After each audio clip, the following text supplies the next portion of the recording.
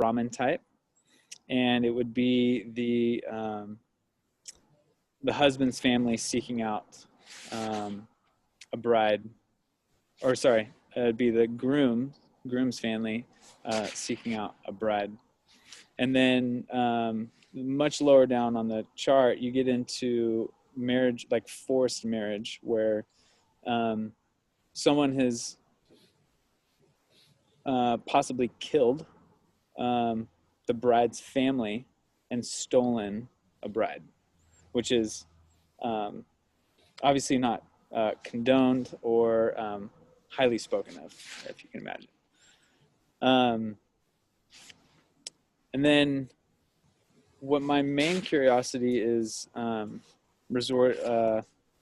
revolving around now is the actual success of Hindu marriages.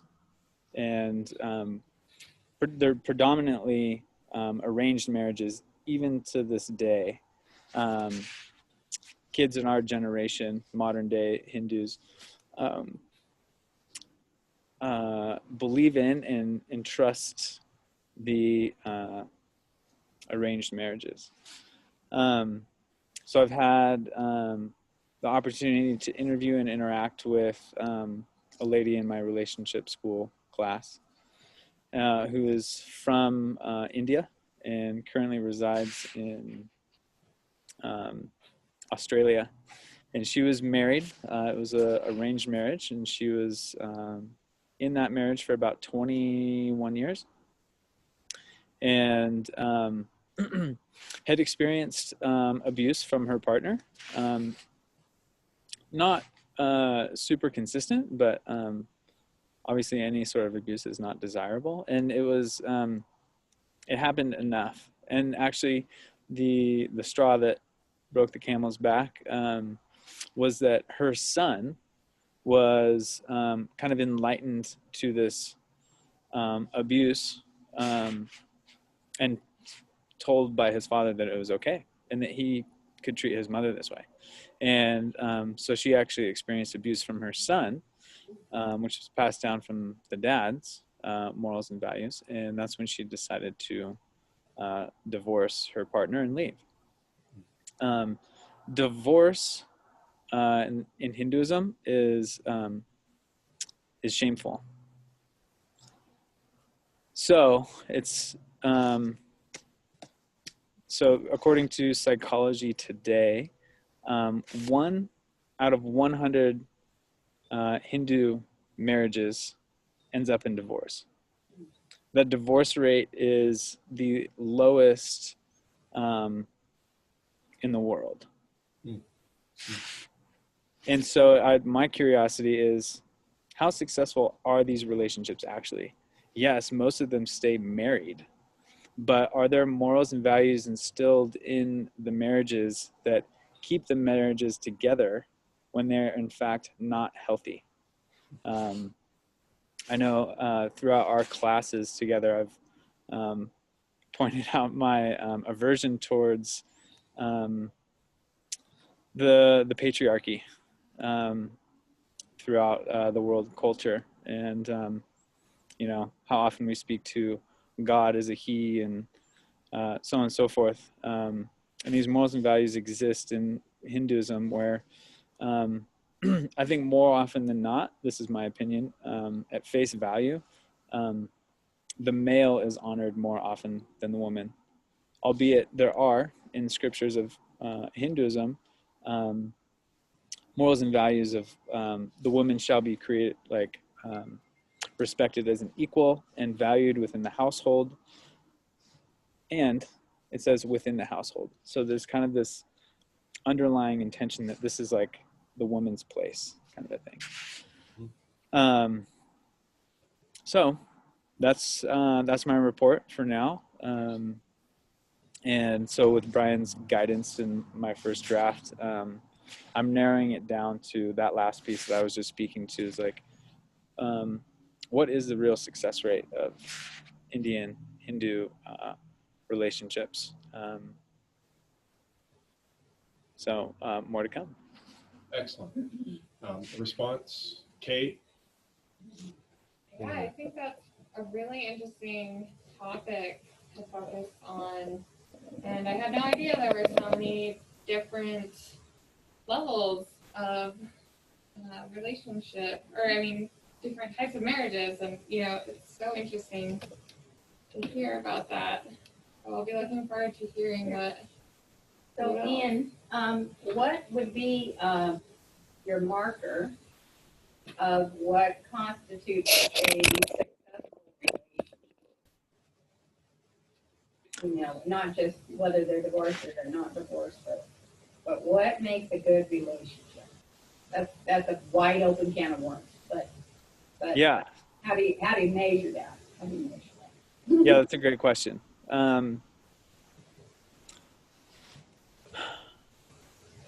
mean, what would be ideal is if I could interview other Hindu Indian couples and to ask them, and this is also dependent upon their transparency.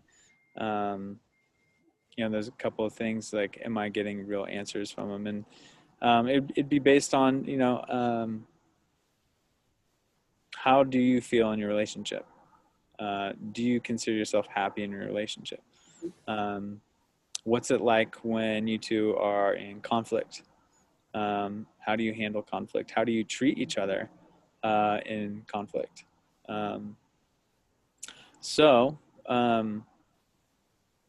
It's a great question that you're asking. And it's kind of prompting me to think about, like, yeah, what can I do? How can I measure the success rate of these relationships? And is there information that's already been collected? Or am I going to have to really get curious and, maybe resource through my friend who's in Australia, if she has, friends that would be open to an interview?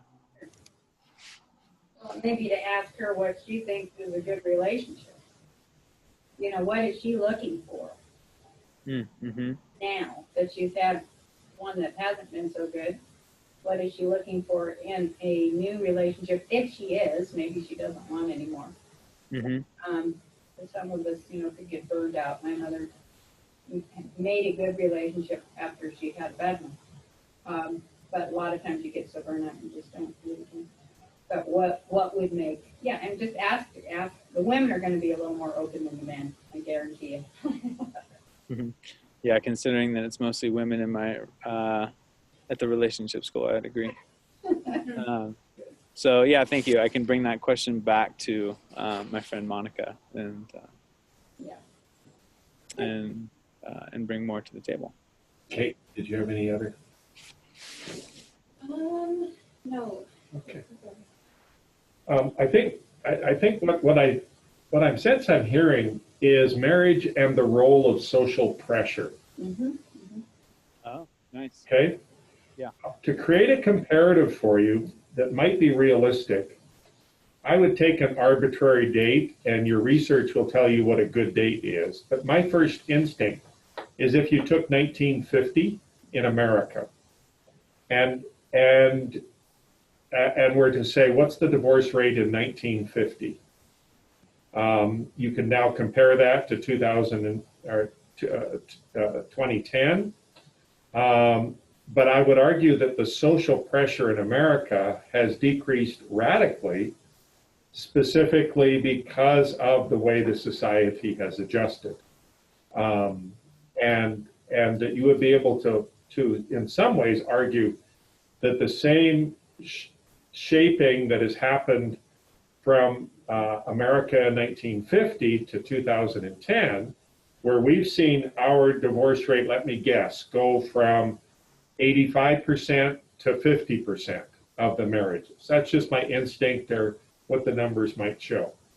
So that there'd be a significant shifting in the American divorce rate over the last 70 years. You could begin to hypothesize that same shifting will now be happening within the Indian society. And it really is by social pressure. And it's and it's structural. So the caste system is very effective at keeping women in their place. Karma is very effective in keeping women in their place. And you can argue that's the design, is to keep marriages together, keep children in a two-person household.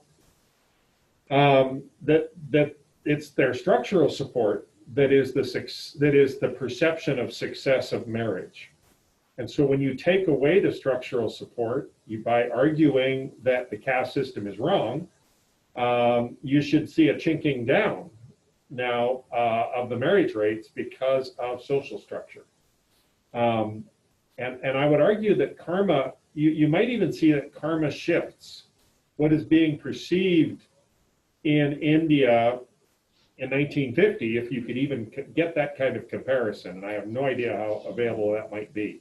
But if you were to get a sense of what karma was and what karma is, you might actually see that in 1950 in India, karma would be stay in your marriage, follow your caste, whereas karma today is find happiness and other things that I think are more in line with your value structure. So another area might be karma shift. So the two areas I'm thinking of are social pressure and karma shift as ways of trying to understand what's going on. Yeah. Again, when we do this, we're throwing marbles on the table. You pick choose, you mess with the marbles you see, you come up with whatever you want. But that's where I'm sort of sensing I would sort of mess around with, is trying to not only describe things, which is the first step to any good project, but also begin to articulate a way forward or a recommendation that you're saying might happen. And that's sort of the next stage of any project at this level of academia, is do basic description, but also try and be a social commentator at some level of what seems to be happening or what might happen in the near future. And so that's, anyway, just talking out loud. I Response? I just want to tell you that I feel like that's super good feedback and really insightful to see, just to categorize social pressures and karmic pressures, and to really like kind of narrow the search down and see what's happening in those realms and how those are possibly influencing the relationships. So for instance, the Japanese, and there's just a few different cultures that, okay, a good relationship is where the man makes enough money to care for the family. That's kind of one of the 50s thing. The man provides for the family. He works hard, he provides for the family, and the woman is the one who makes good meals and provides, secretly relationships in the bedroom on top of, taking care of the children and providing good children, good genetic structure, and good food. And so that would be kind of the picture that maybe some cultures would have, whereas the American thing now is we want to have kind of equal say in thing, and we're partners. Yeah. And instead of partners, we don't have defined roles to where a woman does the cooking and the cleaning and the house, the housework, and the husband makes the money. It's much different now than it was. Now we don't even know what it looks like. We are floundering, and as a result, our marriages don't hold together because we don't have a good structure as to what our roles are at this point. The other point of research that might help is what's the percentage of women in the workforce? And I think you'd see an inverse relationship between women in the workforce and the divorce rate. And because there's the moment women have the freedom to be free, they will be free. And when there's only one source of income in a family, women are often don't have the freedom for any other choices. Mhm. So that might be also one area of of letting your research. Anyway, there's more than enough on the table there. But I think Lynette's point is it would lead to that line of research. Again, we've only got 1 page, so I'm not trying to kill you here with just ideas. But your idea is solid. Let's look at the three. I really like. Again, I think your three categories are great. If you're to look at premarital, marital, and postmarital as your three main categories, I would like to know those 8 categories that you articulated. I think those are interesting, and how those shape the thinking. I would like to know if those categories are hierarchical in some way. Is one valued higher than the other? Yes. That would be an important point that you'd want to bring out. And when you come to your postmarital, your divorce setting, any clues on what's causing the shaping of the divorce numbers might be helpful as well. So I think that's the draft or the outline that I'm seeing in my head. Does that sound reasonable for a successful project? Yeah, totally. Okay, way you go then. Good. Yeah. We're now recording, so if your laptop fails, everything that we're going to do for the rest of the night, you will find online, okay? Yeah, and I can come back to all your feedback, which is awesome too. Yeah, no, and again, this is an ongoing process. If you said something and you want to make adjustments, throw email at me and I'll try and get back to you as quick as I can. Okay, cool. Okay? Yep, 100%. If you get online, learn. I think you should find that Kate's 2-page outline is there. Mm-hmm. Do you have access to it yet? Not quite yet. Just We'll give you a second. For your info, I'm at 2%. Oh, we're gonna lose you any second now. Pressure's on, Kate. Yeah. Yeah, just shoot me a message on Facebook Messenger or email or something if you take a look at it and you have any feedback. Mm-hmm. I'll get started. Okay, yeah, go for it. My project is on Ayurveda. Let me show you. I'll show you the book. This is the book that I'm using for my resource. It's called Ayurveda, The Science of Self-Healing by Dr. Vasant Lad, and he is a native of India. He's been practicing Ayurvedic medicine for more than 50 years at the time he wrote this book. He sounds very knowledgeable, and I've really enjoyed his stuff so far. So for Ayurveda, I will cover a brief history. So Ayurveda comes from the eternal wisdom of the rishis, which are the seers in Hinduism. Ayurveda was first recorded in the Vedas. Ayu means life or daily living, and Veda means knowing. So this word comes together in Sanskrit for the science of life. So it's all about your biology and your energy, body, mind, consciousness, how that all comes together. Really super interesting to me. It's been practiced in Indian daily life for more than 5,000 years. It takes health and disease in a very holistic sense. You're looking at the whole person. You're looking at the relationship between the individual and cosmic spirit, so essentially energy and matter, and how that interacts to create a person. So for the basic principles, there are quite a few of these basic principles. I break them down in my outline. We've got Samkhya, which is the philosophy of creation. So in order to understand Ayurveda, you have to look at the creation philosophy. So he has a really nice diagram in his book. I wish I could show you guys, but I kind of pulled it into my outline. So you have Purusha, which is pure consciousness, and Prakriti, or Prakriti, which is what we have seen in our other text. That's the manifest world. Oh, there he's gone. Okay.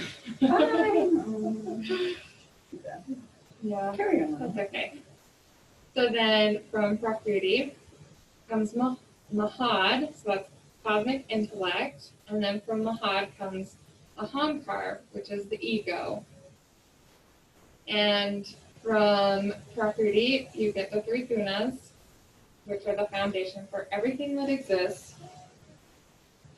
So you have Sattva, Rajas, and Tamas. Sattva is the essence of things, so it's the organic universe, it's the human creative potential.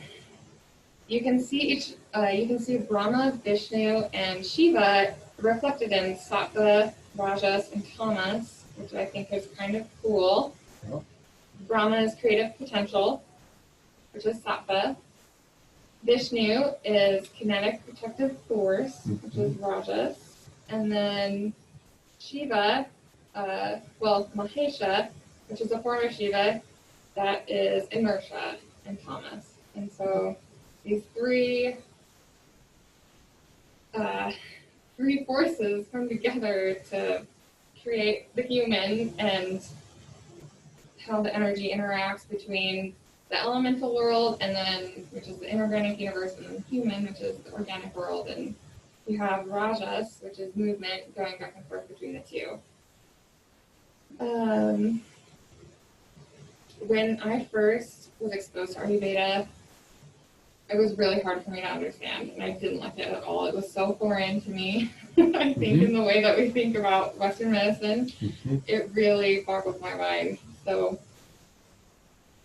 bringing this all together is even kind of hard, even though I've read this book. Well, just that you're already there. Now you just have to organize it, because again, the point of the project is just to give people that same awareness of knowing they're going to come to this and they're going to be boggled by it. Yeah. Okay. And so I think that the key is, how do you give people their first taste of a very different way of thinking? Okay. Okay? As opposed to a lot of data, which just swamps their boat. Right. Try and give them a really nice introduction that way. Okay. Somehow.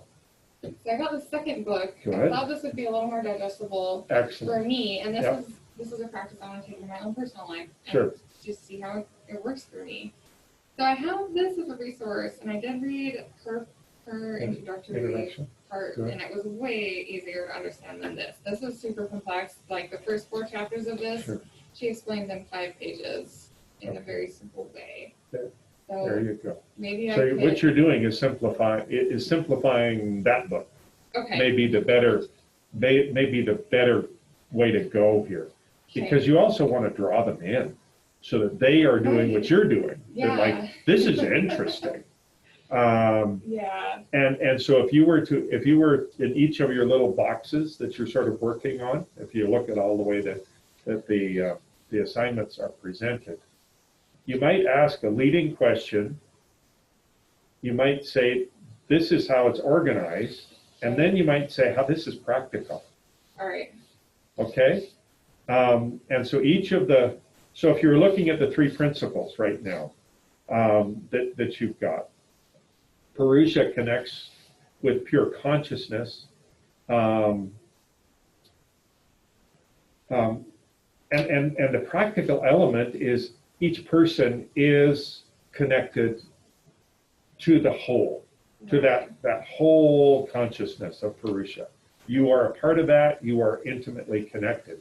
Therefore, that connection creates a relationship that has health consequences. Again, I'm still speaking, there's too much there. But the basic principle, because my lecture tonight is going to be the same thing. So what's interesting right now is we're going to get it from almost 3 different takes. Okay. Cool. To sort of see where the tough stuff is from the original text, and and so I just like for you to keep going through your outline, Okay. because this is what I'm doing is the same thing. I'm catching multiple takes on what is a very complex 5,000-year-old medical system that makes no sense to the Western mind. Right. So for me, we're just going to go through your work, and then we're going to go through my work, Okay. and then each of those should contribute little nuggets to this Okay. as we try and get our head around this. Cool. Okay, so feel free to go back through, and what I'm seeing. I'm just going to give you some. Finish your presentation. Then I'm going to give you maybe some organizing principles Sure. that we can bring to this to sort of say, how does this become practical? Yeah. Because this is the tough part. Right. As I'm telling you this, So making I'm realizing how complex these ideas are to get across to someone else. It's a lot. okay, so yeah, you're right at the 5 elements. Okay, so after the 3 gunas, the 3 gunas break down into their own, or into different. Okay, hang on, I'm gonna. Yeah, and essence. Start over. Why don't you start there again? Because Okay. essence is who we are. Yes. Okay, that's the to be. Okay. Okay, and so let's just look at it that way. So the first thing you are is you're a person in a universe. Mm-hmm. You're a part of the whole, which is crucial to Hinduism. And the way, and so keep going. So Okay. if you want to do, if you sense you can extrapolate it or make sense of each section, then do that. If not, just do it, and then we'll talk about it later. So away you go. Okay. So for the 3 gunas, we have sattva, which is our first one. That is our essence. That is our creative potential as humans. That's where we start from. Rajas is a movement force. It's a kinetic force. It is what interacts between the organic world of sattva and the inorganic world of tamas. And then tamas is inertia, or lack thereof. So we've got our 5 basic elements within tamas, which are ether, air, fire, water, and earth. Each of these 5 elements are related to a sense organ on the human body. So ether is with sound, air is with touch, fire is with vision, water is with taste, and earth is with smell. That's really helpful. Wow. The number of times I've gone through basic elements and I go, how does that connect? Yeah. There, you've connected it. Okay. There, you've connected it. So that the organs connect with the elements, and the elements are the natural world, and the organs are our way of interacting with each part of the natural world. Okay. Excellent. Okay, so that's helpful. Thank you. Mm-hmm. So then good. we have the tridoshas. So the tridoshas are how the elements manifest in the physical body. So you have combinations of ether and air, fire and water, and earth and water, and that is what constitutes a person. Or sometimes you can have multiple doshas. So you've got vata, pitta, and kapha.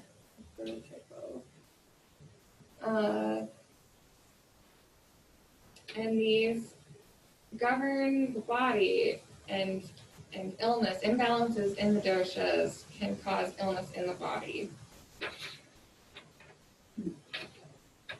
From there you have 7 types of tissues. We've got 3 types of waste that come from the body. And the importance of balance cannot be stressed enough when it comes to Ayurveda. That's the system that they look at, or they look at balance in the body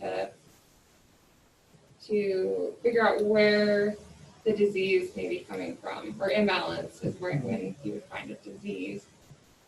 And then when you start to get into the therapies and systems of Ayurveda, you've got diagnosis, treatment, diet, lifestyle and routine, time and medicine. Diagnosis is not actually waiting until after the disease is present. To diagnose in Ayurveda, you take pulse every day, you check your nose every day, you check your tongue. Every day you're constantly monitoring your body to catch when things start to go out of balance, so you can catch it early, and it's more of a preventative type of practice. So you can look at your pulse, your tongue, your lips, your nails, and your eyes as indicators. To treat in Ayurveda, you're reestablishing balance. And so they have a couple ways to do this. You can go through emotional release or panchakarma, and there's 5 different processes of cleansing the body and mind and emotions. Diet is a huge part of Ayurveda. In Ayurveda, food is medicine, and they use a lot of spices and healing herbs in their food. And it's also chosen depending on your dosha. And depending on what you're eating, it's either increasing certain elements in your body or decreasing. And then lifestyle and routine is also a part of Ayurveda. So routine, diet and digestion, physical hygiene and mental hygiene. Yoga comes into Ayurveda. It helps increase longevity in the lives of Ayurvedic practitioners. And then for medicine, you've got kitchen pharmacy, metals, gems, and stones, and color is medicine.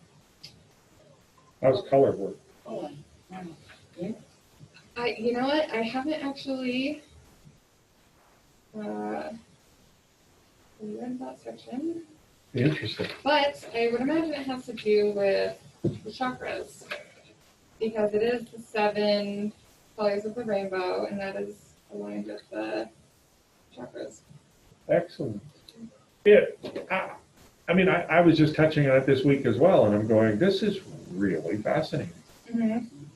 This is something we've just chosen to ignore because they weren't the dominant power structure over the last 70 years since the end of the British Empire. And it's as intriguing as Chinese medicine, Chinese philosophy, the way they do their healthcare and medical care. Yeah. So I'm thrilled you're working on it, and you'll see in the history of medicine in India a few of the helpful things about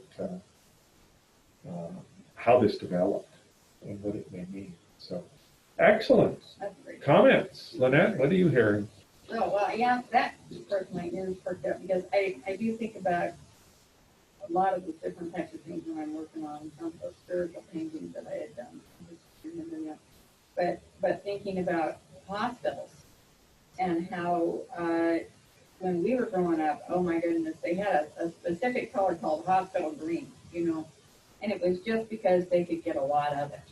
And they painted all the hospitals this, we don't want to irritate the patients, so they painted it this horrible green color every wall. And eventually they discovered that certain colors would help with appetite and certain colors would help with depression. And so they began altering. I mean, you don't see super bright, dark, intense colors on the wall, but certain visual things that would help with healing. And so if somebody didn't have good appetite, you want to put them in a particular color and that sort of thing. So that's kind of interesting how they Yeah. how to calm I think down. your comments you'll find Calming in the color section Yeah. as you begin to Which is explore. why I'm such an intense person, but I paint things particularly for a reason. And much as I just absolutely love color, but I paint it to bring joy and a sense of to absolutely wipe out the depression of the person who's watching. So my only request would be take one diagnosis and walk us through how it works. Just give us one example, like ulcers. How would how would they treat ulcers? Or you pick the disease. But again, I prefer a physical disease just because I think people will appreciate it will have effect on mental disease that will be a little more practical. But I think they'd love to know how they would handle a physical disease of your choice. Okay, other than wound trauma or something like that. That's an internal disease of some sort.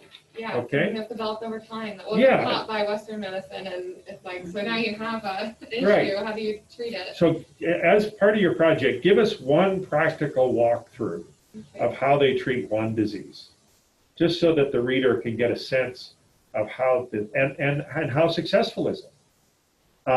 And so, when you pick a disease, make sure you see, make sure you find out. You tell us how successful it is, because you want a fairly high success rate. Because we know that placebos will if you're to use ulcers, taking a sugar pill will heal 50% of ulcers. So if you don't get this therapy above 50% in ulcer therapy, then all you're doing is you're making them think healthy. So I'd love to know in the one disease you picked how successful it is. Okay. And so that we can build on it. Excellent. I'm again worried about volume. You're in I think your beginner text will help you narrow to the most important way of presenting this to an early reader. Yeah. And so what I'd sense is you work on the complex text.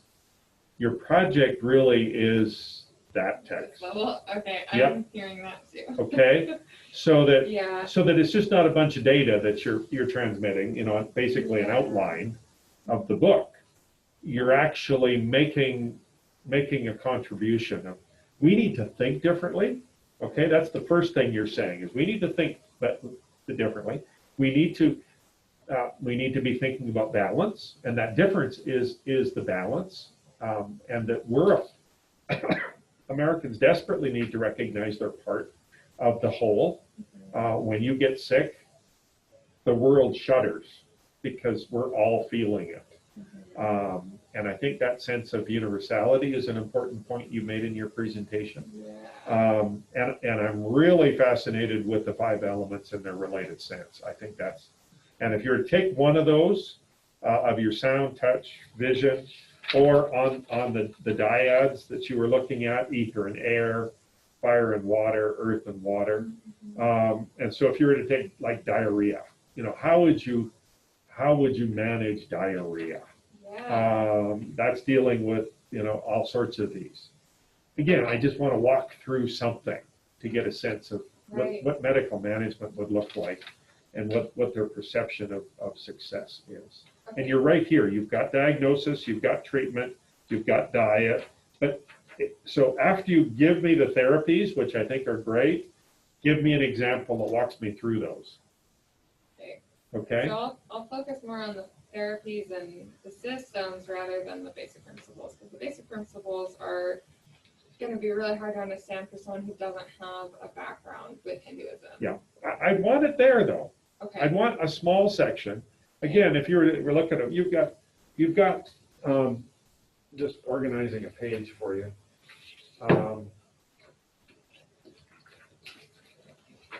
I have my supplement. So yeah, I'm just going to pull a page for the video here. So here's a really good one. I'm looking at page 96. Okay, so you can see there, you've got 2 full columns. There's a lot of content on those. It's reasonably small print, single spaced. Okay, and do you have the one on diverse religion, Hinduism?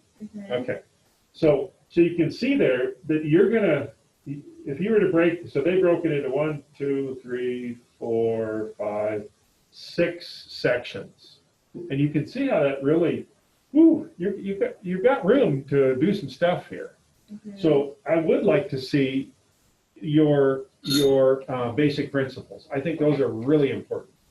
And so you've got room to do that. You've got, I think if you were, to look at all the white space that you've got on your presentation and bring that together, you'd find you've still got some room to do one treatment. Okay. Okay? Editing aggressively. Don't worry about giving us only pick the Hindu or Sanskrit terms that are absolutely essential, that you think someone really needs to know. Don't worry about throwing a lot of terms at us. 5 elements, air, you don't need to give us the Hindu term. You just need to give us the 5 elements. So that kind of editing you can do as well, recognizing that we don't need all that information, as we want to draw them into the idea, not frustrate them with a whole lot of Sanskrit. Sure. Okay? Would a diagram be appropriate? Sure. Okay, Yeah. because I wanted to show you what he's got here. It is really great at illustrating. So, I can make my own version of this. It's way easier to understand than the outline. Yeah, you're going to have to translate it. And you've begun to do that. Male, female, cosmic intellect, ego, so that your diagram just focuses on the English, except for maybe Purusha, because you've already recognized Purusha is important. But all the rest of these are so that would be my only recommendation, and that's, you can see how I try to not get trapped in all of the language issues, so that students just get frustrated. Okay, let's take a break, and we'll come back in, and I'll give us some history of Indian healthcare and my take on what we're dealing with. I'm excited to hear. A lot.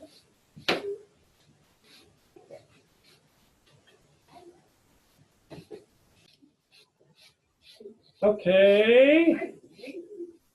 Thank you. I'm just enjoying our crossing patterns on similar ideas.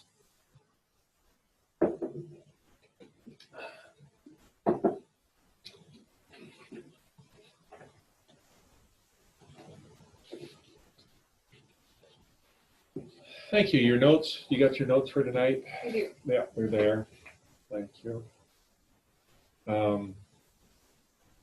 And so Hinduism, health and healing, we're dealing with one of the oldest still functioning medical traditions, and I was seeing that in a number of pieces of literature this week.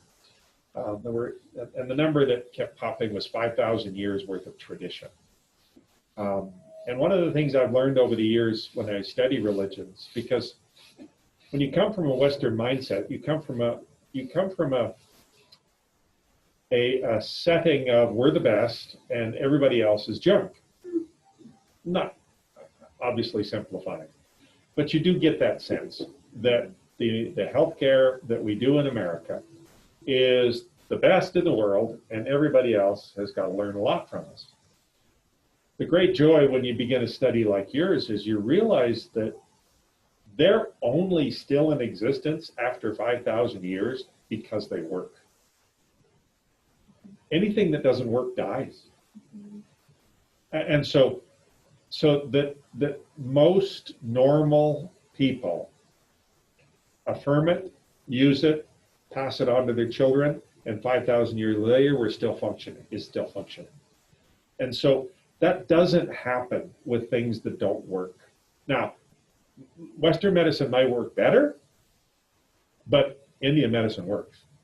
And I think it's important for us to assume that as we begin our journey with ancient thought, to find out what works.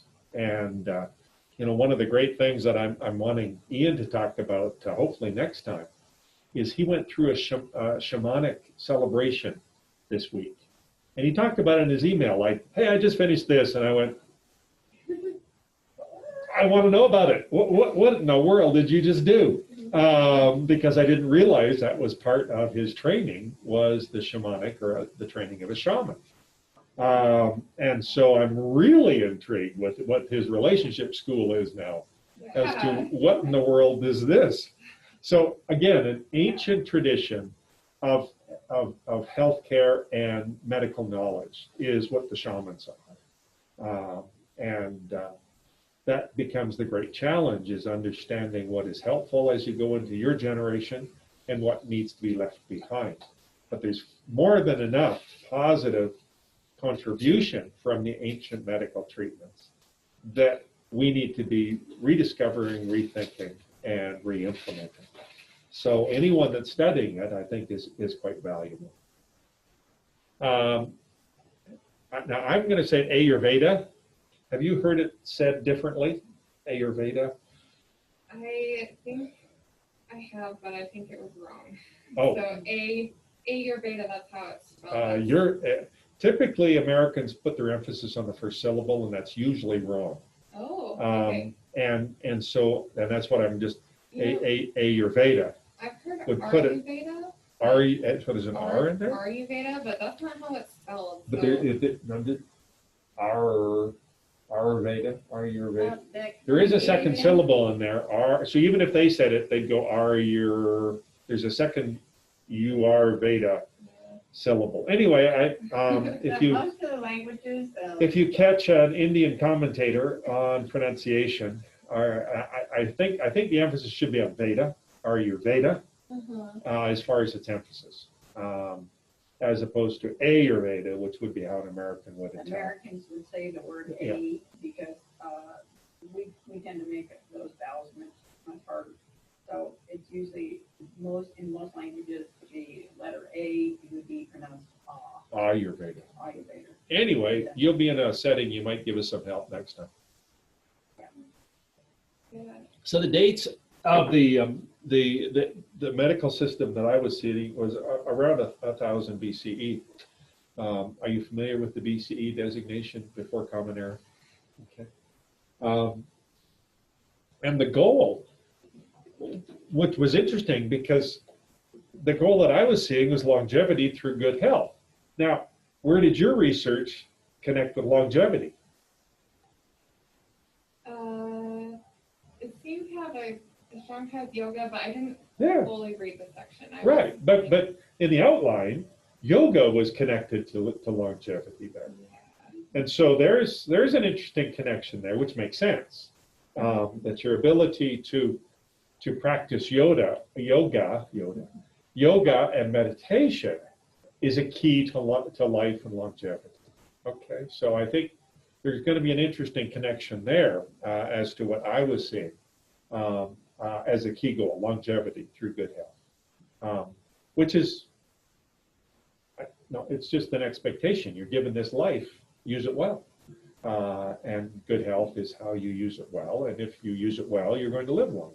So I think it's great. The metaphysical assumptions: the human body is homologous with the universe. You were seeing that there with your Purusha conversation. And I think this is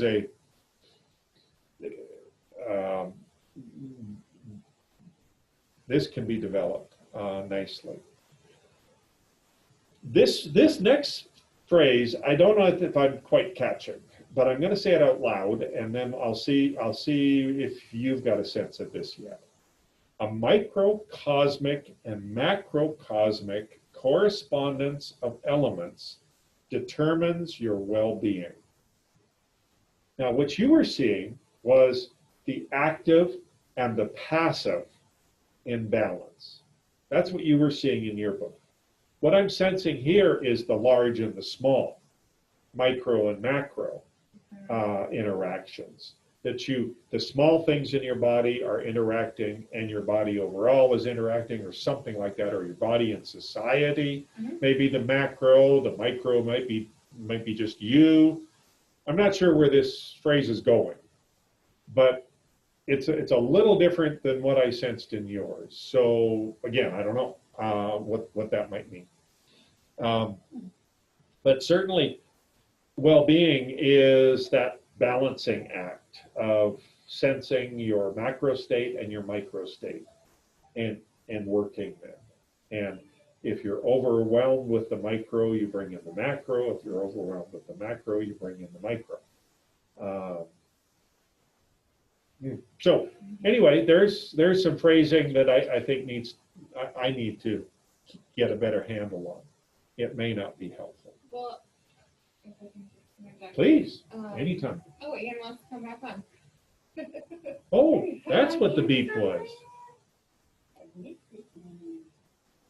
Mister, I found a power cable.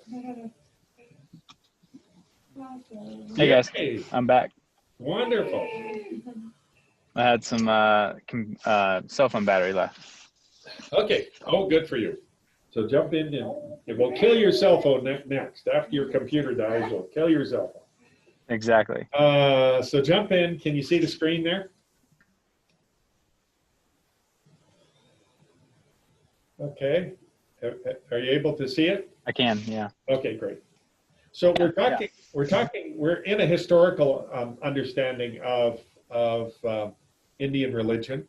And so we're just trying to get a sense of some of what it is and what its timing is.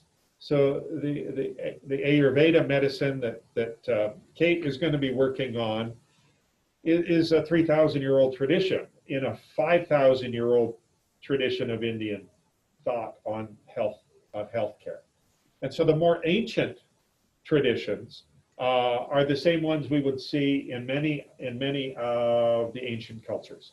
You're magical, you're working of the invisible power of health management. And in that, you're doing incantations, you're doing sorcery, you're doing magical manipulations. But what I was also seeing was that Ayurveda was also integrating the herbs, the medical plants, and the proper nutrition. So Ayurveda looks like it's pulled in the ancient traditions of the shamanic traditions. And I've already sort of told Kate, I want to know more about what your ceremony was this week that you talked about. You didn't give me many more details, Mr. Ian, because it was a shamanic ceremony of some sort you did? Yeah, it was. Okay, so you're leaving us in this incredible, what the heck are you doing moment. So yeah, what, I don't know if we have time to talk about it. I assume not, but we do want to talk about it next week. How's that?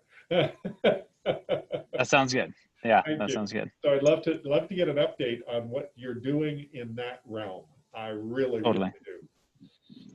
Because our shamans are the more ancient, and they've used things. And when you use the term magical, you're just simply using tools that the common person doesn't understand, and we park the name magic on top of it.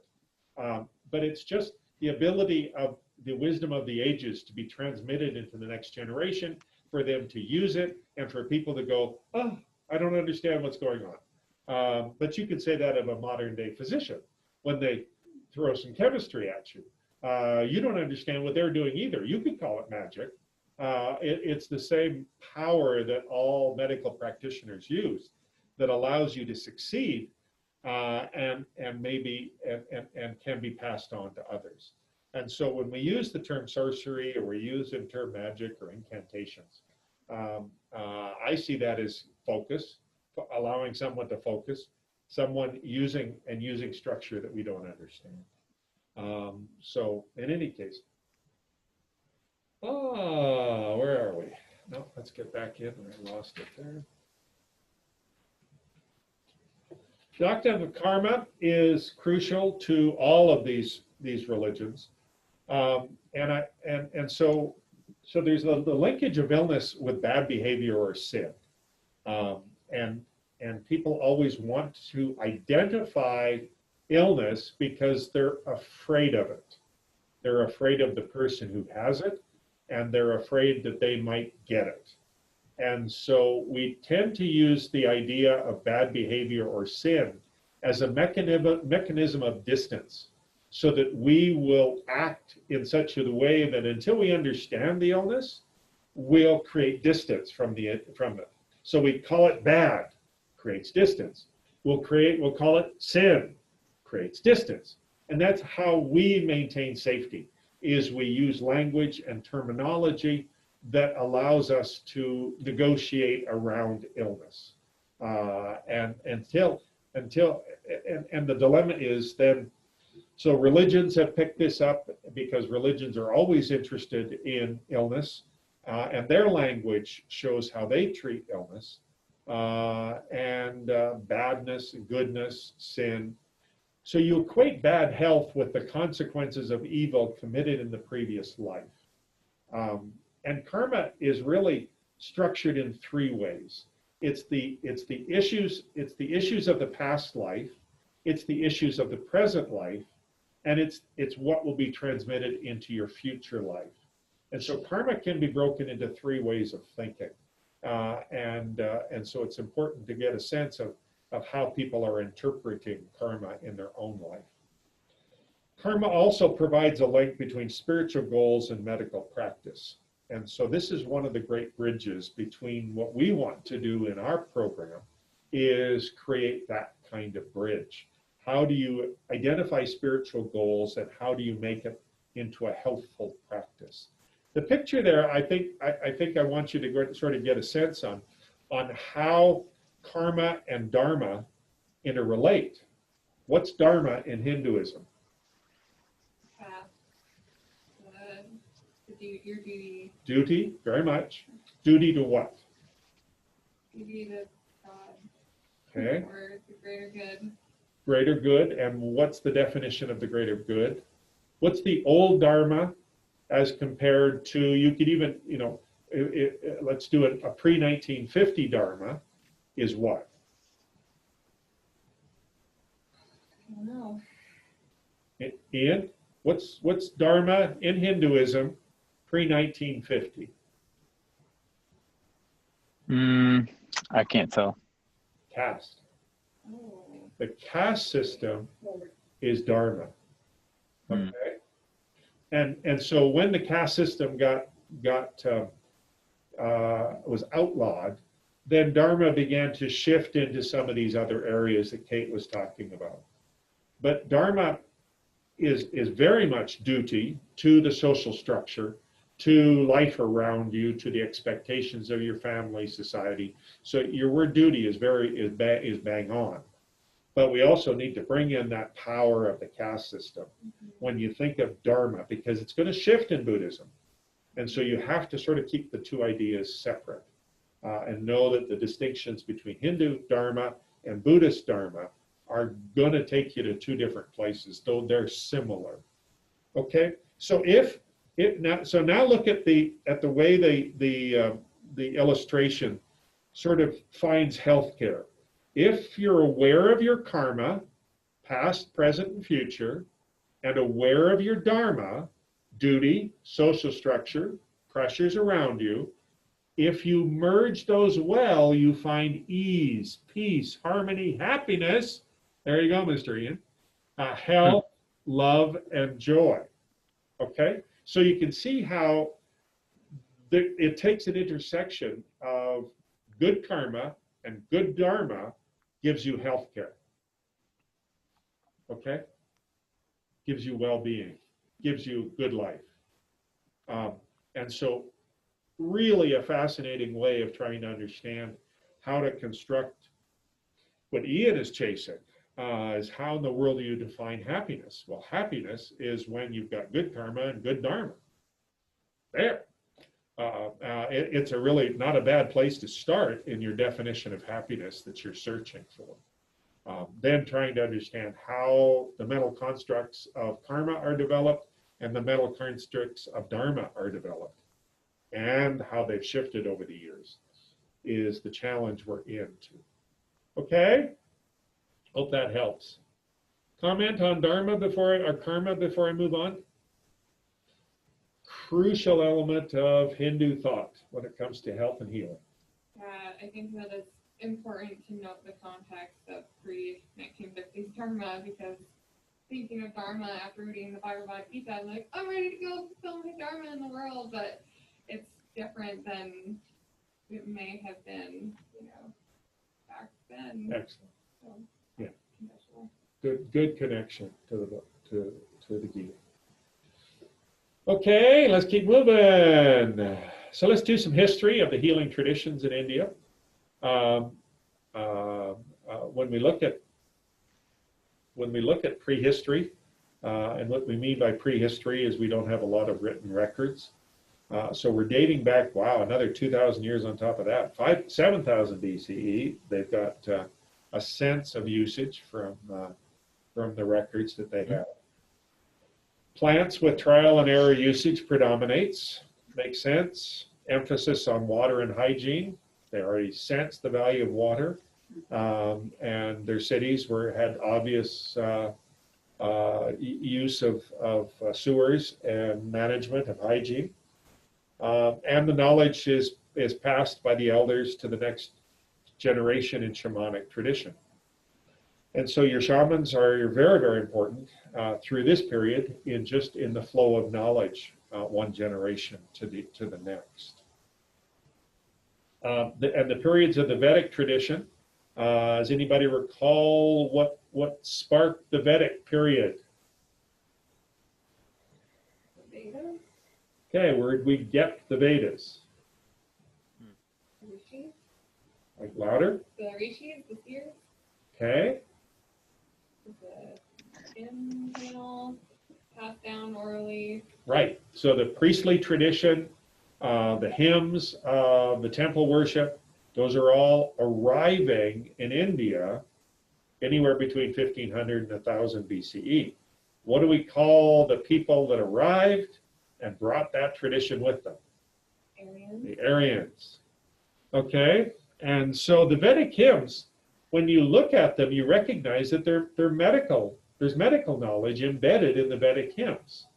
Now, why? For the ancients, sacred is power. So that when their Brahmin priests said something about illness and health, they listened to them because they felt that the Vedic hymns or the spiritual language of the day was the most powerful moral language of the day. And again, 1950 is interesting because before 1950 in America, if your pastor told you that you were doing something bad and you were creating illness, you would probably listen to them. If your pastor today said you're doing something bad and that's creating illness, what's the chance that you'd listen to them? Pretty low, isn't it?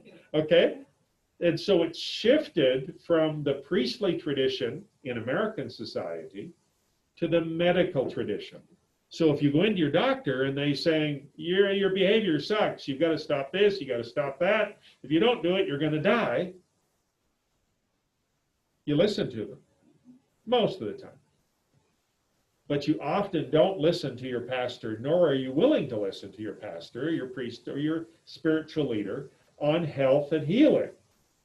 And so the Vedic period is an indication of that time where the priests had power in their spiritual tools to influence disease and the causes of disease.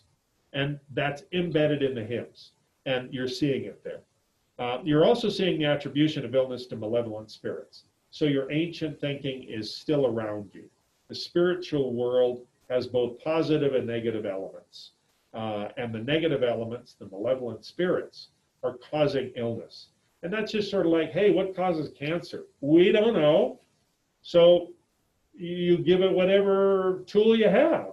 And if you don't know something, you don't want to give it to your divine source. You want to give it to the equivalent of the devil source, the bad source of your thinking. And in this era, the malevolent spirits that are all around you to this day in Africa and many of these countries, they still can sense the negative forces in the spiritual world around them. And so that's the challenge on how do you if you're a physician, you have either a priest or a modern physician, you have to know the context of how your people think. And the way these people thought was, there's the good stuff and the bad stuff, and the bad stuff is going to hurt me and I have to worry about it. And those are those spirits. So the cures you're seeing in the Vedic period are rituals, charms, mantras, medicine, and surgical intervention. Yeah, they did some interesting surgery back then. And you get pictures. I was looking at pictures today of, drilling holes in the cranium to relieve pressure, knowing that, people who've had a concussion need to have pressure relief. That was some fascinating surgery. This is also the period of Hippocrates. No, I might be too early. Hippocrates may be, my sense is 1000 BCE, but he might be earlier or newer than that. Anyway, and then Buddhism comes to the fore, because Buddhism has a really interesting role here. What we call a post-Vedic period is after, in essence, the Buddha, which is 500 BCE.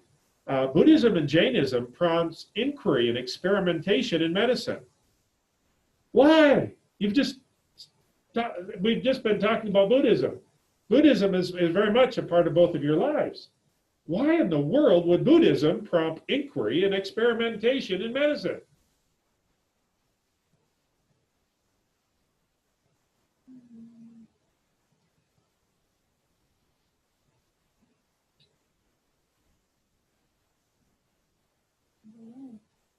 Any sense, Ian? Why would Buddhism work like that? Because they lean on the philosophy of everything being within the self. Okay. So they're reshaping where you look for problems. So you're readjusting from the external spiritual malevolent spirit problem that's causing you to a look within. Self-reflection. Yeah. And that self-reflection is going to have a natural way of rethinking your health. I was just stunned when I encountered this week on what the positive benefit of Buddhism and Jainism has been to Indian medicine. It forced them to become good scientists. It's the same thing that was happening with Aristotle. When you read Aristotle at 500 BCE, he was doing exactly the same thing. He was looking at the natural sciences and trying to understand reality as it was, not how you thought it might have been or should be. What it is what Aristotle was doing. We're seeing the same thing that Buddhism is causing to Hinduism. And so what they were using were medicines, which is classically your plant-based medicines, surgery again, trepanation, and I was going to look that up. Okay, who's got a Google handy? Trepanation, my sense is it's trepidation. Trepanation. Trepanation. Trepanation. What's trepanation? Somebody solve this for me. Sorry, I didn't look it up.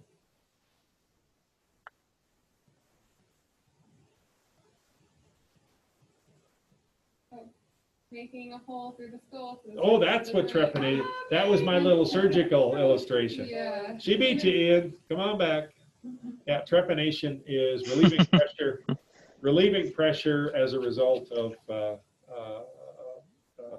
various diseases that cause pressure to build up in your skull. Purges, emetics. That makes sense. That you're going to use those to cleanse the body. You're going to do purges. You're going to do things to get rid of the bad within you, which would be a natural extension to Buddhist and Hindu thought. Is clear. Do they use leeches? Absolutely, leeches. You see pictures of leeches all over Indian medicine. So yes, they're using leeches as a way of cleansing as well. And that's a good way to clean wounds, is to use leeches. To this day, you can do leech therapy. Cultivating compassion as essential to well-being. And you sort of and you're thanking Buddhism again for shifting the, oh, you deserve it, to I'm going to help you. Because the you deserve it is a natural extension of karma. Something bad in your past has caused what's going wrong today, and you deserve it because of what happened. all of a sudden now compassion is demanded of you through Buddhism and Jainism, but primarily Buddhism. And that's now beginning to influence the role of the physician and those around healthcare. Okay? So Ayurveda, I was fascinated by this picture too. And they're obviously doing pressure points on the feet. I think it's obvious, as somehow the practitioners are using the feet as a way of medical therapy. And clearly there's food or something that's going to be used, oils, I don't know. It almost looks like curry there. Peppers, you wonder. So anyway, it was just this fascinating picture of medical therapy in India that was related to Ayurveda medicine that I was fascinated by. So Ayurveda medicine really kicks into gear at 1000 CE. Now I'm realizing there's distinction between the numbers. I had just said 1 CE, and I had said 1000 BCE for Ayurveda. So I'll let Kate sort that problem out. Buddhism demanded tangible proof of medical knowledge. So the Buddhists were much more real in the way they were looking at what disease was and how it was working. Your various philosophical schools all contributed to the emergence of a formal scientific culture of healing that became Ayurveda. Sanskrit encouraged and codified medical knowledge and systems and principles. So now, because you had a language of communication that was more universal, you could start writing this down and sending it out. So Sanskrit was a unifying tool. And it urged physicians to seek help from cowherds. Now, what are they chasing with the cowherds? We've already talked about this. Urine. The urine. Yeah, cow's urine. Still don't understand that one. Hunters and forest dwellers for procuring medicinal plants. As well, trade with Persian and Arab influences traded medical knowledge. And so then when we come to the 1800s, your colonists are relying on local knowledge for tropical diseases. They did not, they were British, or they were Dutch, or they were Portuguese, or they didn't have a lot of knowledge on tropical diseases. So when they arrived in India, they had to learn from the locals how to deal with the issues of living in India. And that makes sense. So all of a sudden that becomes valuable. And Ayurveda, again, is that knowledge base that the colonists were trying to draw from. When we come to the 20th century and beyond, we're seeing there's an integration of Western medicine that has classically supplanted Ayurveda knowledge, but now you can get a joint medical training in both of them, and that's valuable. The pharmaceutical companies, which are very strong in India, are trying to rediscover the traditional medicines because it's good business. And so that's helped in this alternate form of therapy that's growing globally. As well, there's tourism for well-being, which is called leisure Ayurveda in India, with spas and hotels offering different kinds of simplified treatment. And so we're into this sort of interesting era of it. And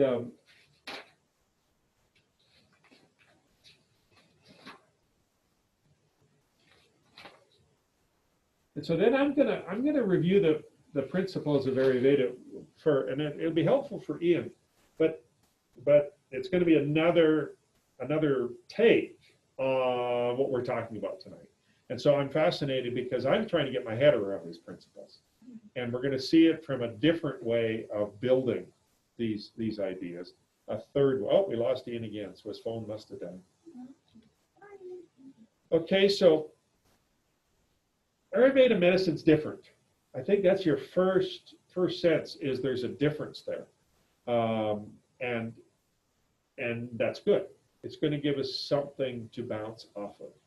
So I'm just going to sort of read these again, having talked through your presentation, and seeing now how it sort of focuses us. Ayurveda describes 3 fundamental universal energies which regulate all natural processes on both the macro and micro levels. That is, the same energies which produce effects in the various galaxies and star systems are operating at the level of human physiology, in our own physiology. This is tridosine. There's macro. Okay, now I'm seeing clearly what this author is talking about, the macro systems and the micro systems. I think I've got a definition to my query from before. Macro, universe, literally star systems, Milky Way. There's laws operating there of balance. That sense of motion, that sense of health of the universe is also the health of the individual. Now, maybe we should be thinking those people that circle around you influence you in the same ways that the planets influence each other and the sun influences the planets. Maybe that's the logic we should be thinking. Don't know. Again, I'm just processing. Okay, what's your sense of that first one?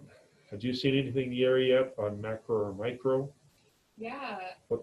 I think like the whole can't be well unless the individual is well. So you have to have a healthy individual for the whole universe to be unified and healthy. Excellent. It's as above, so below, that kind of idea. Yeah. There's a wholeness there that is so wonderfully healthy. Mm-hmm. And if you see a neighbor in disease, there's a natural compassion that should flow from them because they're part of your universe. Mm-hmm.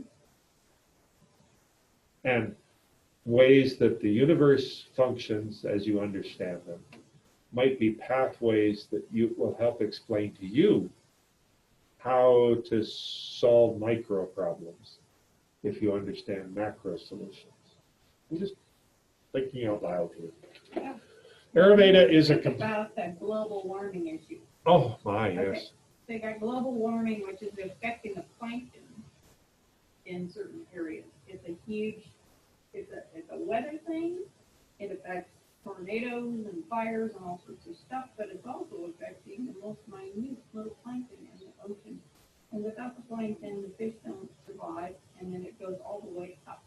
You don't have coral reefs, you don't have all these little things that are all completely connected, and it's connected to our food supply. So on top of everything else. So if you don't have the whole, the big thing that is affected by, the big things are affecting the little things are affecting the big things, and it all affects us individually. So that's that whole. Western medicine has completely disconnected from that kind of thinking.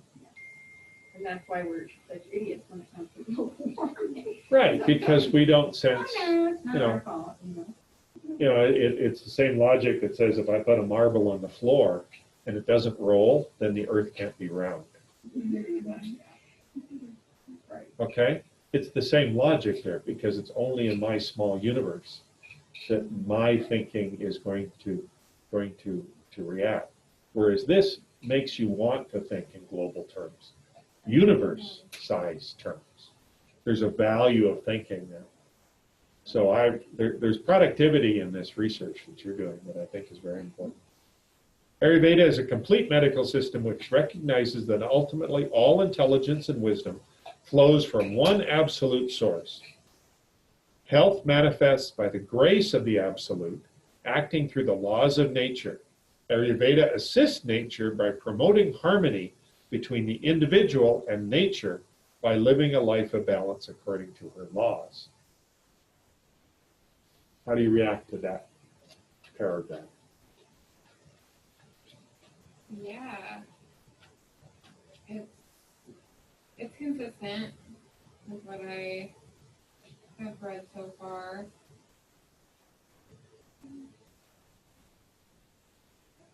Yeah. I mean, I haven't heard anything about Afridi and her laws necessarily.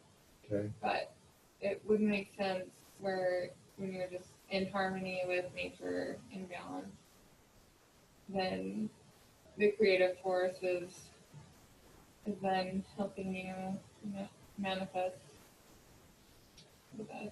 So I had an instinctive sadness this summer as I cut down 5 trees on my property. And because of my study in these religions, it's where that sadness comes from.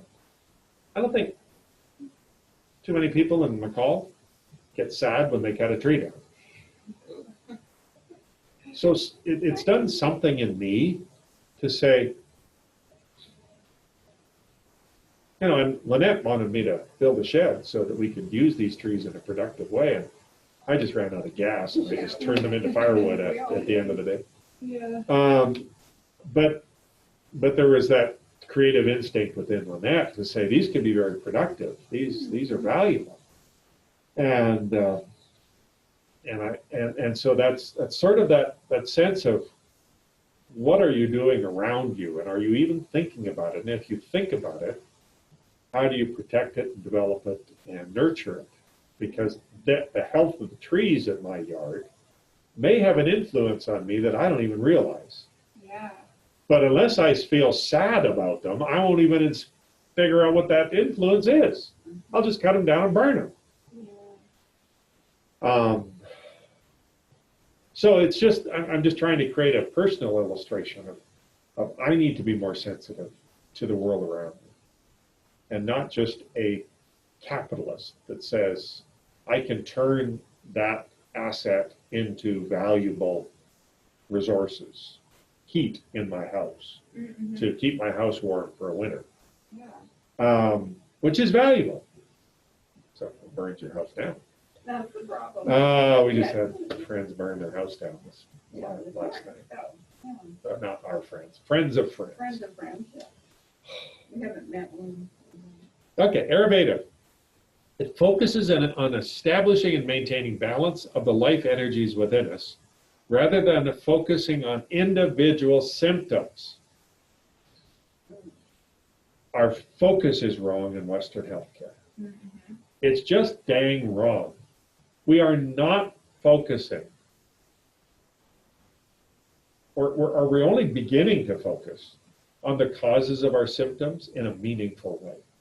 We have been the Tylenol generation that I got pain, I'm taking my Tylenol, as opposed to I've got pain, what's causing my pain? And maybe I should go here. And that's an interesting, when we get into spiritual sources, to use the story of Jesus, when Jesus saw a gentleman who was paralyzed and lame for his entire life, whereas he had healed a bunch of folks before then, all of a sudden he was talking to this guy about his sin. And you have to stop and look at it and go, why does that matter? Why does a healer focus on sin in an individual instead of just healing them when they have the capacity to heal them? And you begin to realize that in our lives, and the illustration I like to use here is alcohol. There's a whole lot of folks where alcohol creates an enormous train of absolute relational destruction in their whole lives. It just destroys everything around them. Now, you can deal with the physical symptoms of alcoholism, or you can deal with the alcoholism. And we've tended to deal with the physical symptoms of a disease as opposed to the source of the disease. And when religious spiritual healers talk about sin, they're trying to get at something bigger than the individual. There's something bigger there. And I think Hinduism is taking us to that bigger awareness in a very, very meaningful way. So instead of just working on the symptoms, we're working on the balance of life energies. That maybe your relationships are causing you to have an ulcer. Maybe and so you could just treat the ulcer, or you could improve your relationships.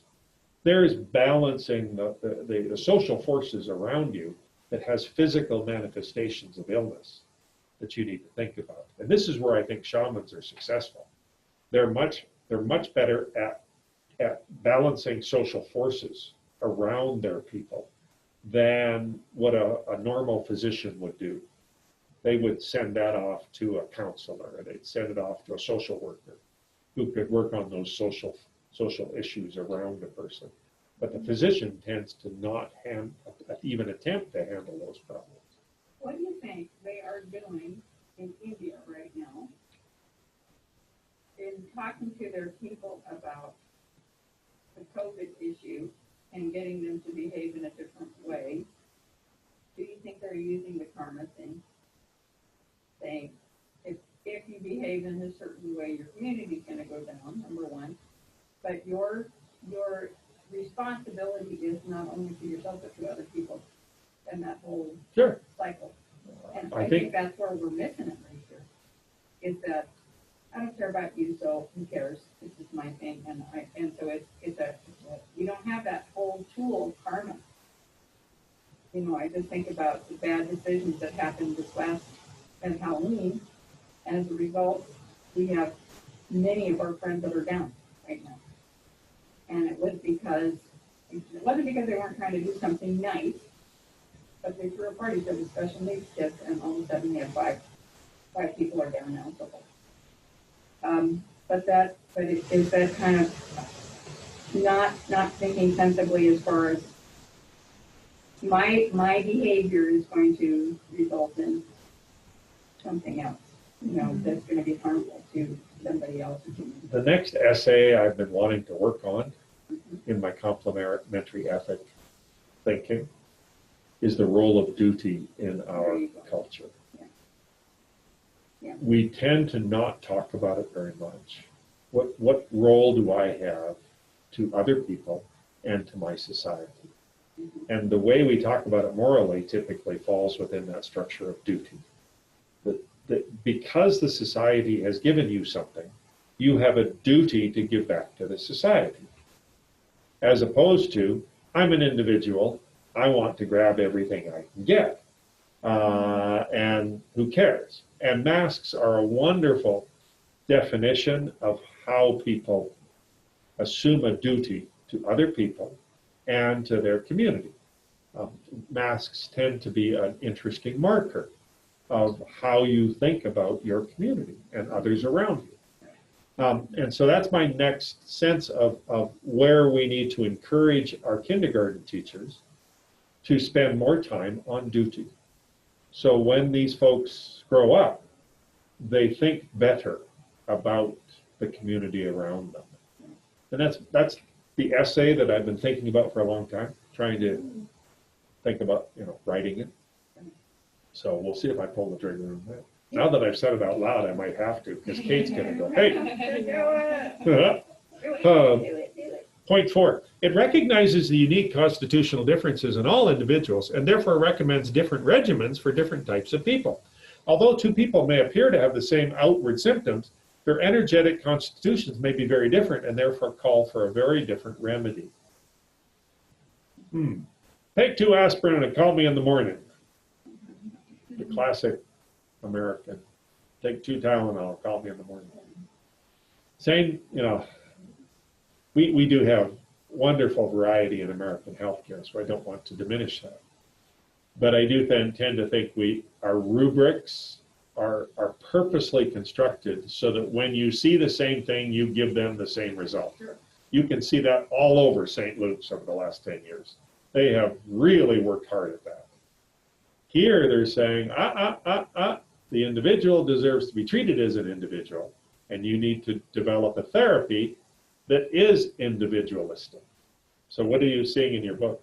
He points that out as the difference between Eastern or the Ayurveda and Western medicine, that Western medicine is based off of what's normal, based off of facts and figures and average. And so you have all these people who don't fall in the average and are getting the same treatment as somebody who's average, Excellent. which they need something else. So Data-driven medicine is hurting the wings, the high and the low, because of norms. Yeah, excellent. Good. I'm glad you've made that connection. Finally, the ancient Ayurvedic physicians realized the need for preserving the alliance of the mind and body and offers humankind, tools for remembering and nurturing the subtler aspects of our humanity. Ayurveda seeks to heal the fragmentation and disorder of the mind-body complex and restore wholeness and harmony to all people. Whoa, dive into that one, would you? I'm not sure what I'm saying. Do you want to sort of pull on that a little bit and maybe uncover something? Yeah, I'm going to read it again. Okay. Preserving the alliance of the mind and body, alliance, and offers humanity tools for remembering and nurturing the subtler aspects of our humanity. Seeks to heal the fragmentation and disorder of the mind-body complex and restore wholeness and harmony to all people. I'm seeing sort of a mental health aspect here as opposed to ulcers or diarrhea. Mm-hmm. There's a mental health aspect here. And I think you can see it all, we call it cabin fever, when we've been stuck in our cabins too long and we haven't been in community enough. And we're rattling around those walls. So I'm sensing a mental health aspect that will take you in another totally different direction than you may want to go. But I think that's what they're trying to say is that the mind is controlling the body and the body is influencing the mind. And if you can try and work on both of them, then you're doing something. Whereas normal Western healthcare has fragmented the professions, so that whereas a medical doctor of the 1950s, just to create grandeur around the 1950s, you would typically see a generalist who knew a lot about everything and not much depth to anything, but he would come into the family and he would look at the social structure, he or she, but typically he, look at the social structure, look at the family dynamics, look at the physical dynamics, and work on the whole system. But now we have the physician and the internist and the neurologist and the rheumatologist and the social worker and the psychologist and everybody's got their little corner of knowledge, and they're trying to solve the problem of a human being with their little corner of knowledge. And the horror of that is we need generalists now. Someone that has enough knowledge about psychology to be productive, has enough knowledge about sociology to be productive, enough knowledge about health and healing and chemistry and pharmacology to be helpful. Heaven help us, can we please get put back together again? Comments? The Mayo Clinic tries to do that by putting them all in the same room. Excellent. Yeah, your teams of doctors. Yeah, teams of doctors that come in and say, let's all 15 guys put their heads together and see what we can figure out on this patient. Does anybody have anything they'd like to put together? And then they get the researchers on top of that. So you've got a researcher and all the different specialists in the same room, and they work on one patient, and then they move to the next patient, and it's really remarkably. You can imagine how beneficial that would It's be. absolutely fantastic. Yeah. Well, something we never experience. Instead, we go from room to room to room to room, Yeah. Town to town. town to town, city to city. To balance the elements and the doshas of the body and the senses, there are many treatments, therapies, and exercises available. To balance the elements of the mind, meditations, mantra, and exercises are often used. Massage and rasayana treatments, along with visualization, breathing, other practices allow personal access to intuition and the innate knowledge of the soul. Okay? Whew. I'm missing something. Never had a massage in my life. but honestly, Awesome. never had a. I just for your Never had the resources or the inclination or the whatever Somebody's been to offering do a that. free one. Yeah. Not today, but in the past, I've had offers for freebies. And I go, what do I do with this? I have no sense of its value other than I don't know what it is. Never had, and so you realize you're missing something. But I don't know what it is. I can tell you, I'm a massage therapist. I can tell you benefits of He is massage. missing something. So, Yeah. and so that, and I don't think I'm terribly alone. I don't think most people have been exposed to massage therapy Yeah. to know what its value is. Yeah. And how in the world do you do it without doing it?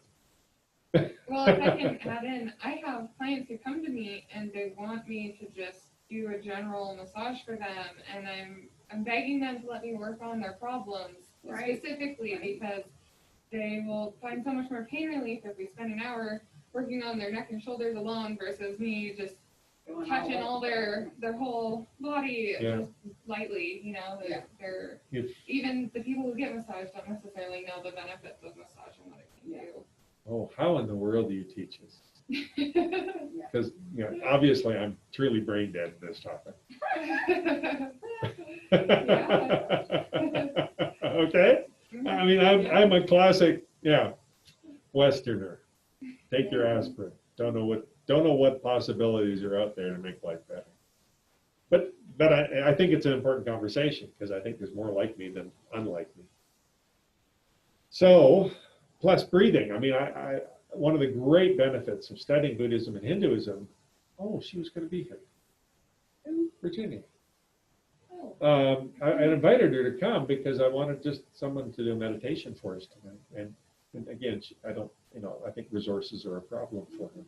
And so I just wanted her to come and enjoy this lecture because I knew it would be very different. And she's been here for all of the basics of Buddhism and Hinduism. In the past, but anyway, she didn't come. And then now I'm missing my meditation that I was hoping for. Mm-hmm. Breathing is that meditation. That's what caused me to think about that. That's the beauty of meditation, is establishing breathing and allowing awareness of the body to be so valuable.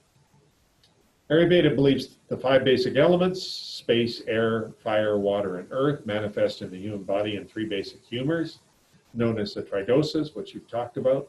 These 3 govern creation, maintenance, and destruction of the bodily tissues, as well as the assimilation and elimination. Each person is born with a unique combination of these dosas, which decides their basic constitution. Understanding of each person's prakruti for deciding their personal diet and exercise pattern, supplements, and medicinal herbs, cleanses, and rebuilding therapies that is right for them are among the chief methods that Ayurveda employs for the maintenance and restoration of health. Okay, that's almost a direct repeat of what you were teaching us. So thank you. Is there anything else you're seeing there that's interesting? No. Okay. Okay. So anyway, that was just what I was messing with this week on Ayurveda. And the last thing I'd like to do is just have a conversation on a handout that I have on end of life. And instead of the typical practices that we think about, and we've already sort of talked about those. When you die, you have a funeral pyre, and your eldest son does this, that, or the other thing, and you have to do this for how many days, and you redo it after a year, and those kinds of things. I thought we're at the point now that if we read a case study, because this is coming out of a nursing journal, it'd be interesting now for us to discuss what do we do on the second page called Case Study 1. Are you with me? Mm-hmm. Mrs. S is an 85-year-old Hindu woman brought into the emergency room by ambulance. She has a history of congestive heart failure and hypertension. She has been in the hospital 3 times this year. She is having trouble breathing and lightheaded, and her family is concerned. After diagnostic tests and a physical examination, it is found that Mrs. S has symptoms of fluid overload, and her ejection fraction is 12%. A urinary catheter is inserted, and she's given a diuretic.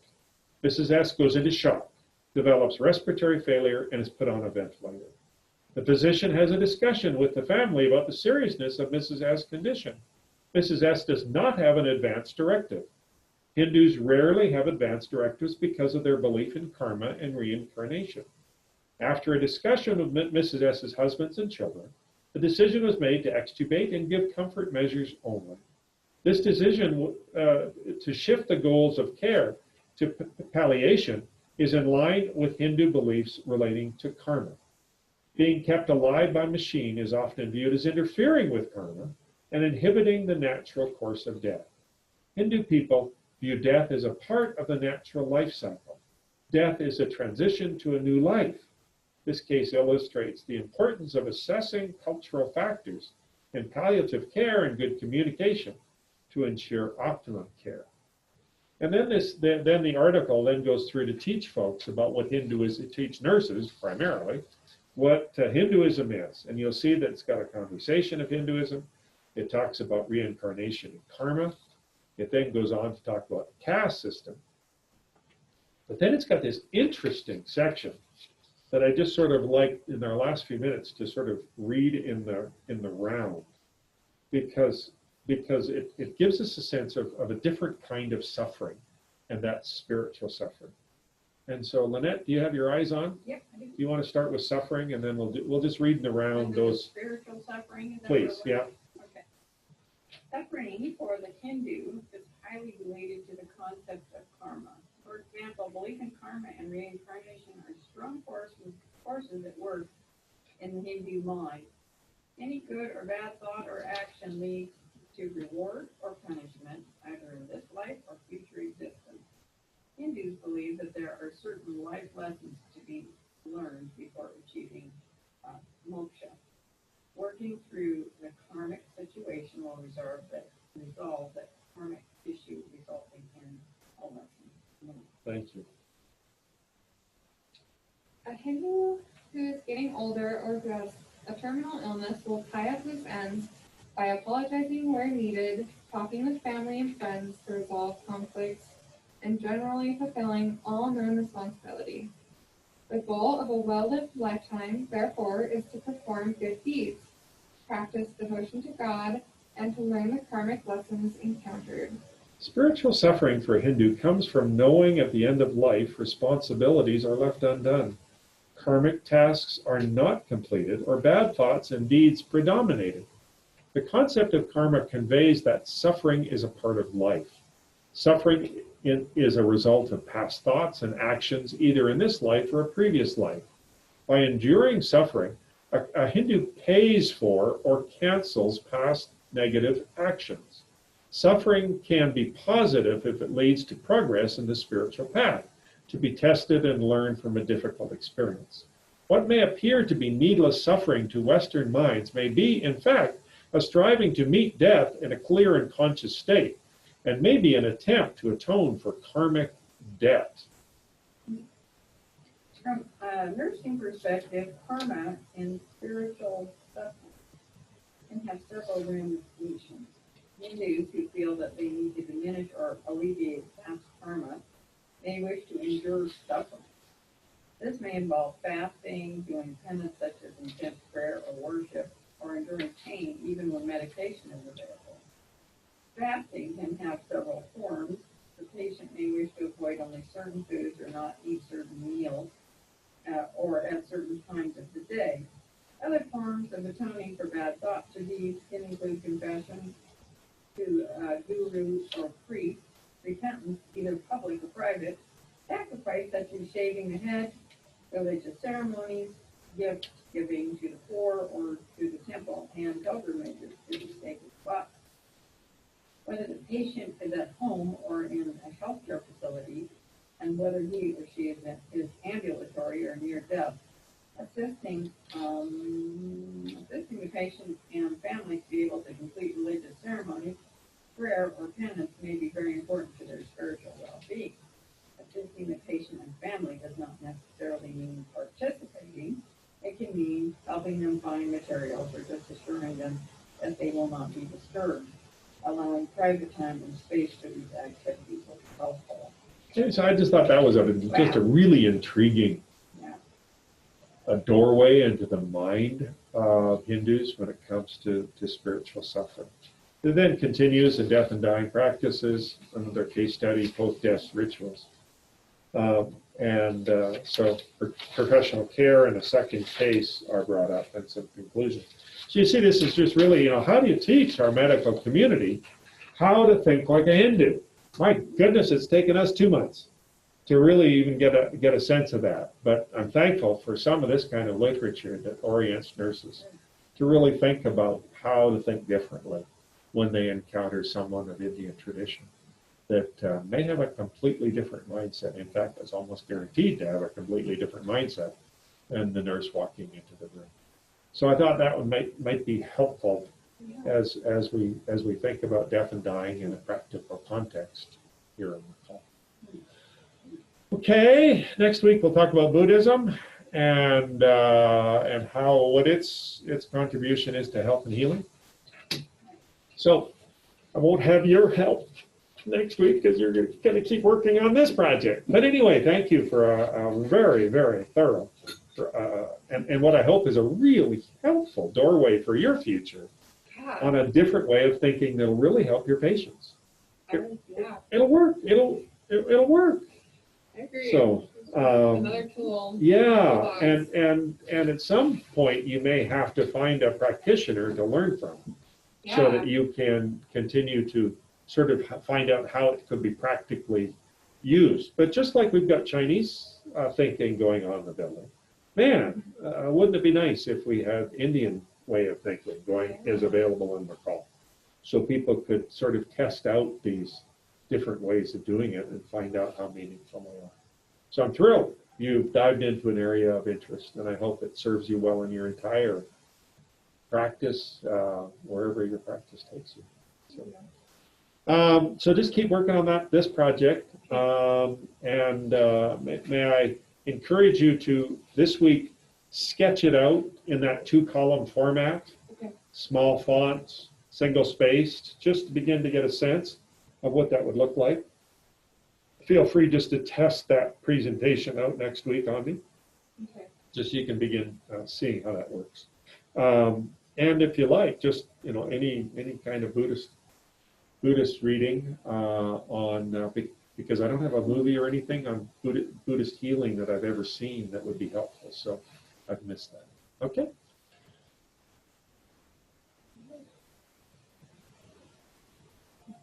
Alrighty, ready? Thanks, everybody. Sorry, I hope Ian finds a good battery next week. I know. I guess he was taking another class right before.